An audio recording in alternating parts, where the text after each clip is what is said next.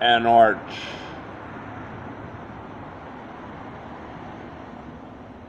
a freeway arch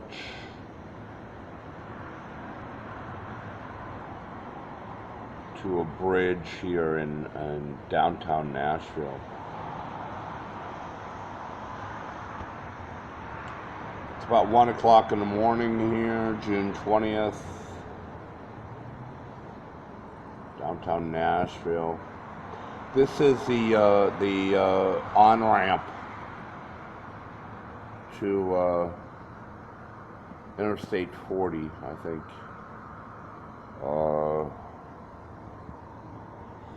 Out of Nashville. The freeway's quiet. I just woke up.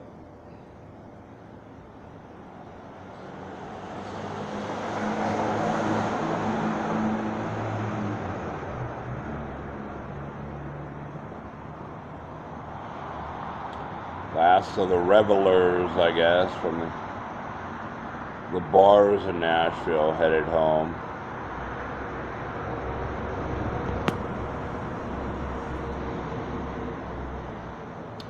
I was reminded last night of something that happened years ago in California, Pasadena, when I was homeless there.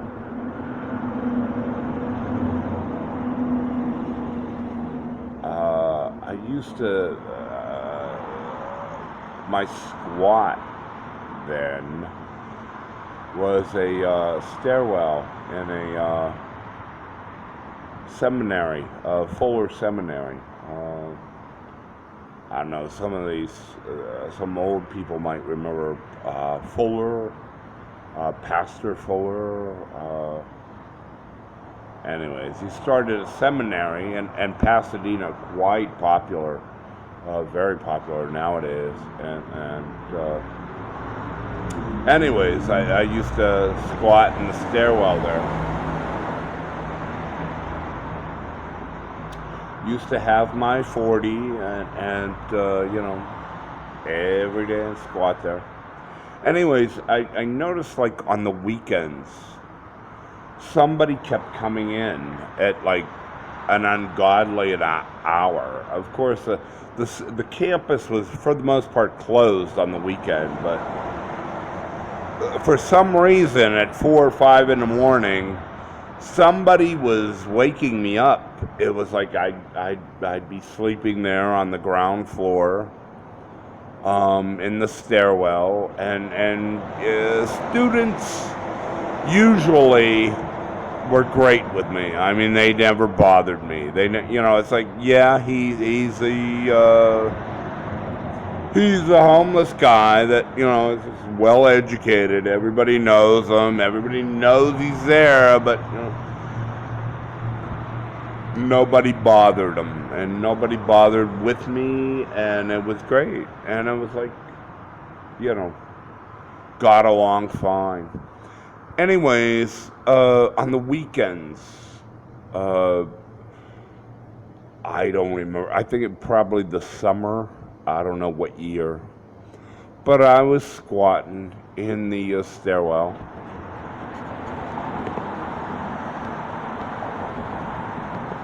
And somebody kept waking me up at like 4 or 5 o'clock in the morning, parking right next to the stairwell, and then going through the stairwell to the street, from the parking garage to the street. And it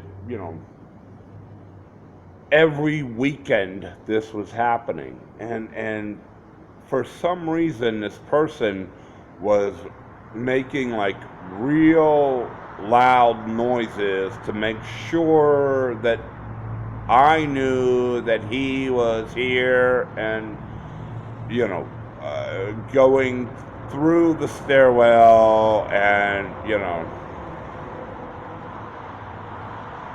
and this happened like weekend after weekend after weekend, and I couldn't understand, why couldn't he just park the car, go through the stairwell and into his business. It seemed to me like he was deliberately making an issue out of being there. So one weekend I confronted him. I heard him coming. I heard his car. I heard him park. I heard him like slam his car door like 5 times, in the garage, right next to the stairwell, and it's like, I'm here, and like, all right.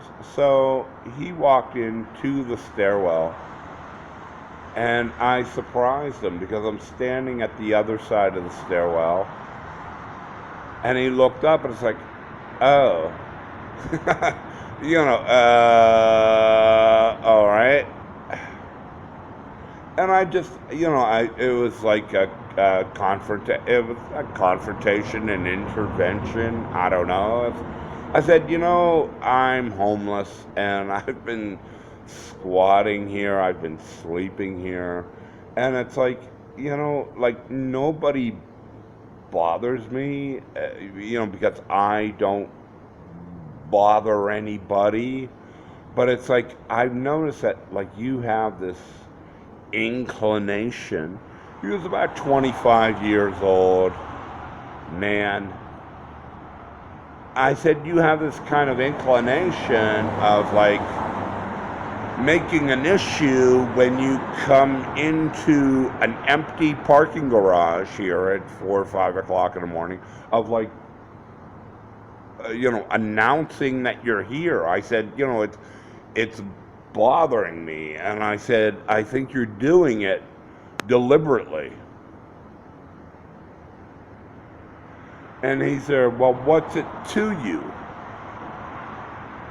I said, man, what's it to me? You're waking me, like I'm sleeping, and like you're waking me up, and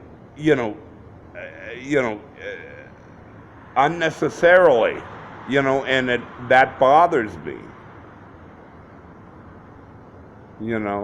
I said, it's fine if you're just doing it because you're doing it, but I think you're doing it deliberately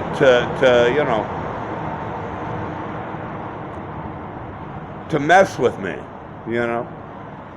And I said, I really don't care for it. And he said, well, what are you going to do? I said, well, what I'm going to do is I'm doing it. I'm standing here in this very small stairwell, and I'm 6'2". I may be 40, 45 years old, and you may be 25 years old, but I got a little passion on my side. I got a little motivation on my side. And it's early morning, and I don't know, I'm assuming you slept real well. And I'm angry. And so, I have a little bit more passion and motivation on my side. I said, I just wish you would stop doing this. He said, well,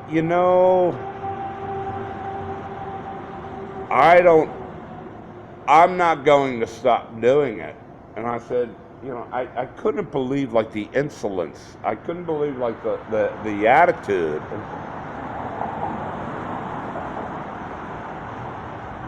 I said, why? Why not? I'm letting you know it's bothering me, and like you got a whole parking lot empty here where you can park anywhere you want to. I said, why are you bothering me? He said, you're homeless.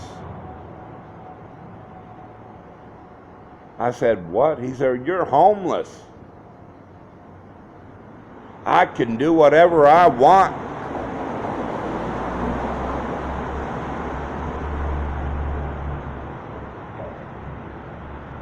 I thought it was really telling.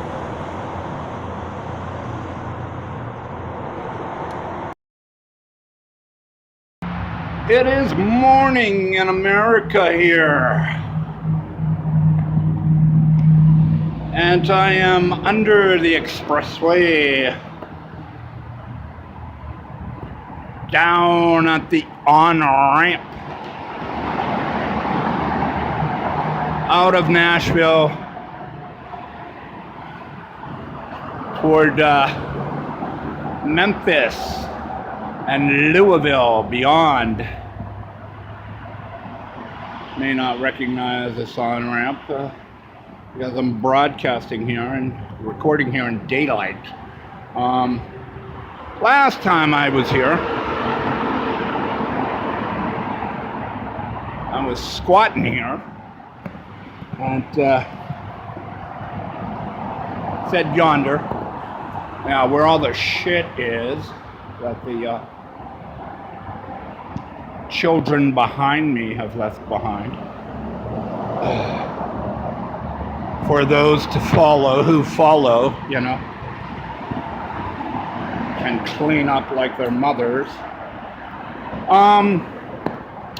Yeah, so you may not recognize it now. I don't recognize it myself. But yeah, I squatted here until one night when a Nashville police officer disturbed my slumber, probably at about 3 a.m. and marched me yonder up on-ramp to two black Chargers, one behind the other, over on the side there, unmarked. By this time I was already handcuffed, and you know, so. But it was true. You know, I wasn't being taken for a ride by a Uber driver, or, even though both cars were unmarked, I was driven to the police station and never returned here again.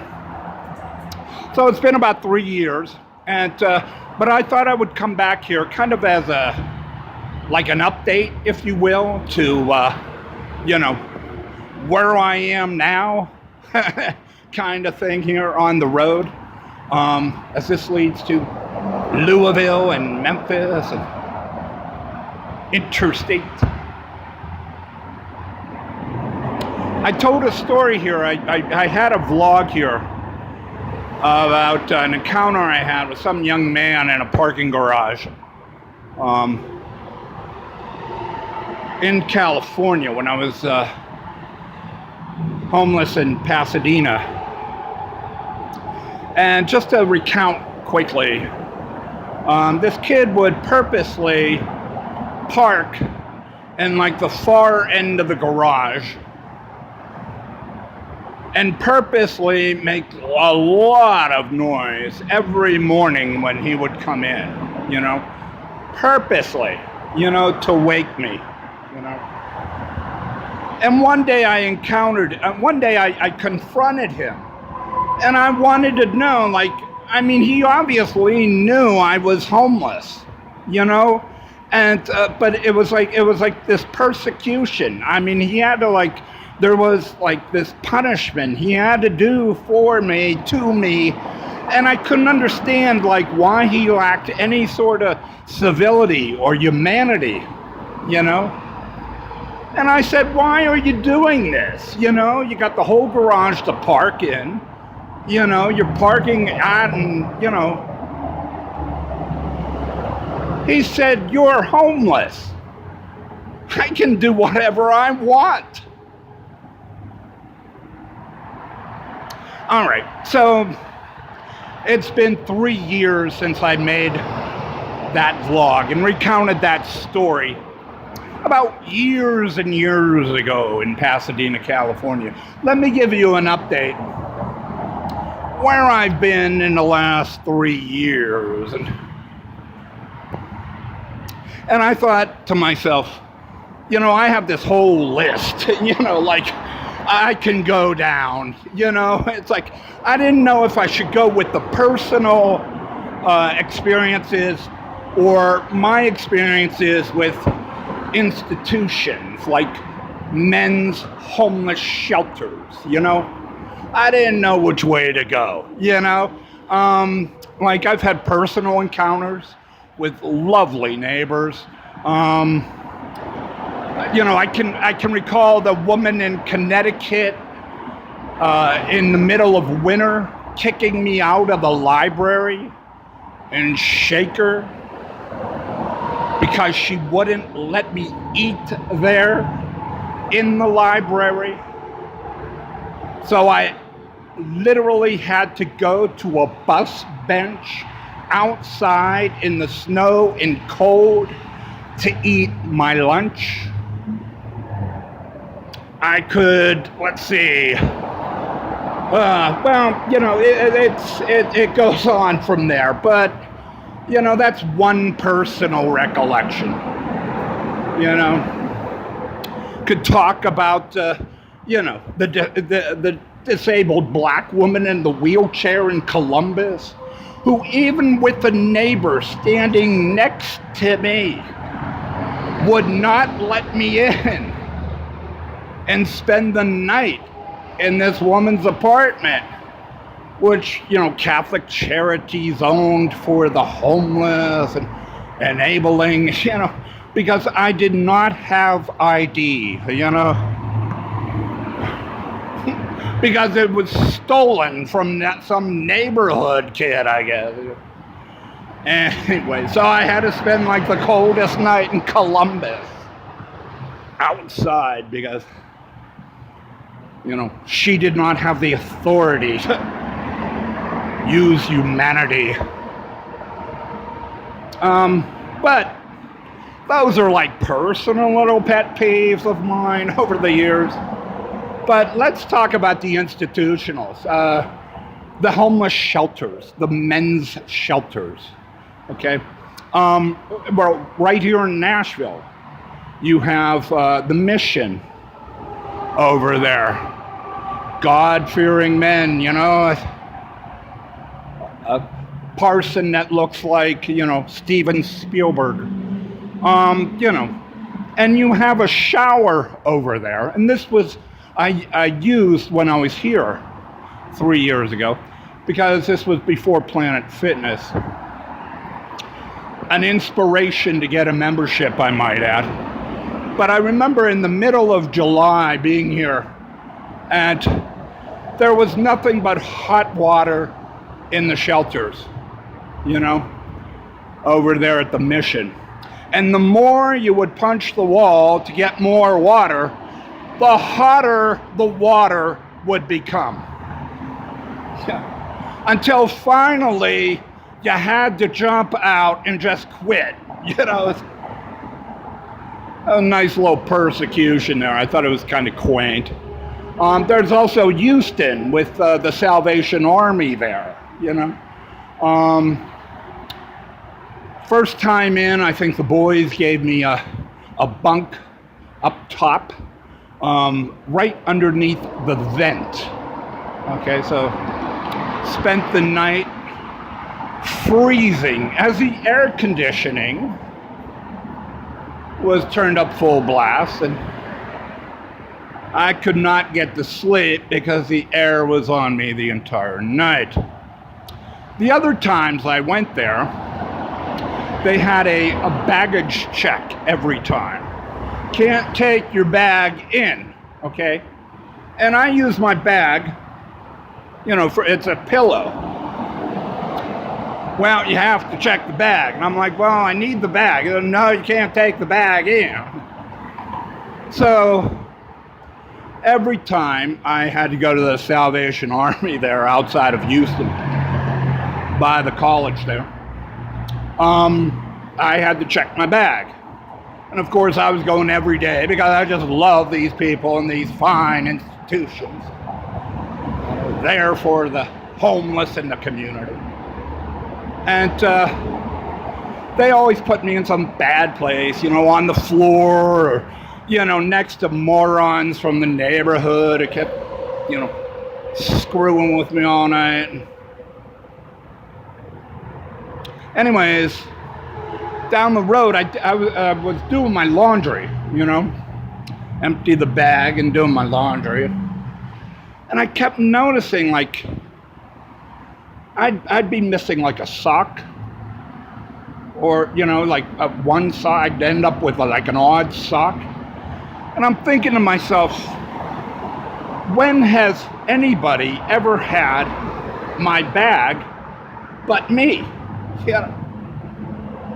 And then I realized the only time the bag was out of my hands was when I had to check it with, the latest boy checking the bags at the Salvation Army men's shelter.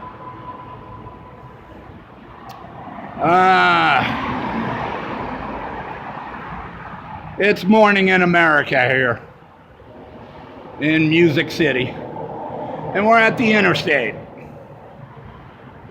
Have a blessed day, and love one another.